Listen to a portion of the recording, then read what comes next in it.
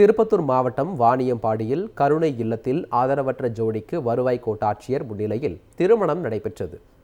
வாணியம்பாடி பெருமாள்பேட்டை பகுதியைச் சேர்ந்த டேவிட் சுபாஷ், விஜிலா டேவிட் தம்பதியினர் கடந்த 32 ஆண்டுகளாக சரணாலயம் ட்ரஸ்ட் கருணை இல்லம் என்ற பெயரில் ஆதரவற்ற இல்லம் நடத்தி வருகின்றனர். இவருடைய இல்லத்தில் தற்போது 67 பிள்ளைகள் மற்றும் 288 முதியவர்கள் உள்ளனர். இந்நிலையில் கருணை இல்லத்தில் வளர்ந்து கல்லூரி படிப்பை முடித்த சுஜாதாவுக்கும் கருணை இல்லத்தில் தங்கி சிகிச்சை பெற்று வந்த பட்டதாரி இளைஞர் புருஷோத்தமனுக்கும் திருமணம் நடைபெற்றது.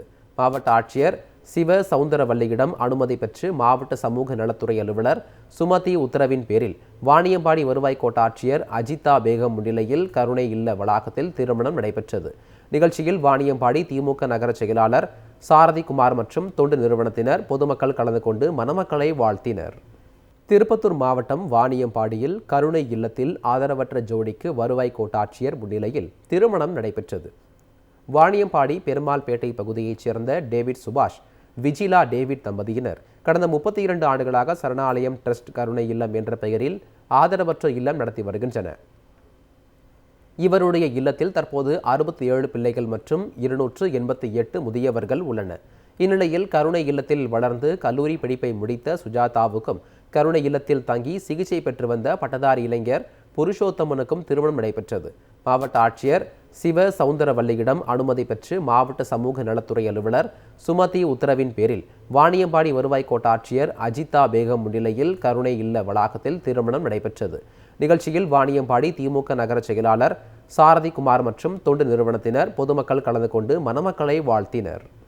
திருப்பத்தூர் மாவட்டம் வாணியம்பாடியில் கருணை இல்லத்தில் ஆதரவற்ற ஜோடிக்கு வருவாய் கோட்டாட்சியர் முன்னிலையில் திருமணம் நடைபெற்றது. வாணியம்பாடி பெருமாள்பேட்டை பகுதியைச் சேர்ந்த டேவிட் சுபாஷ், விஜிலா டேவிட் தம்பதியினர் கடந்த 32 ஆண்டுகளாக சரணாலயம் ட்ரஸ்ட் கருணை இல்லம் என்ற பெயரில் ஆதரவற்ற இல்லம் நடத்தி வருகின்றனர். இவருடைய இல்லத்தில் தற்போது 67 பிள்ளைகள் மற்றும் 288 முதியவர்கள் உள்ளனர். இந்நிலையில் கருணை இல்லத்தில் வளர்ந்து கல்லூரி படிப்பை முடித்த சுஜாதாவுக்கும் கருணை இல்லத்தில் தங்கி சிகிச்சை பெற்று வந்த பட்டதாரி இளைஞர் புருஷோத்தமனுக்கும் திருமணம் நடைபெற்றது. மாவட்ட ஆட்சியர் சிவ சவுந்தரவல்லியிடம் அனுமதி பெற்று மாவட்ட சமூக நலத்துறை அலுவலர் சுமதி உத்தரவின் பேரில் வாணியம்பாடி வருவாய் கோட்டாட்சியர் அஜிதா பேகம் முன்னிலையில் கருணை இல்ல வளாகத்தில் திருமணம் நடைபெற்றது.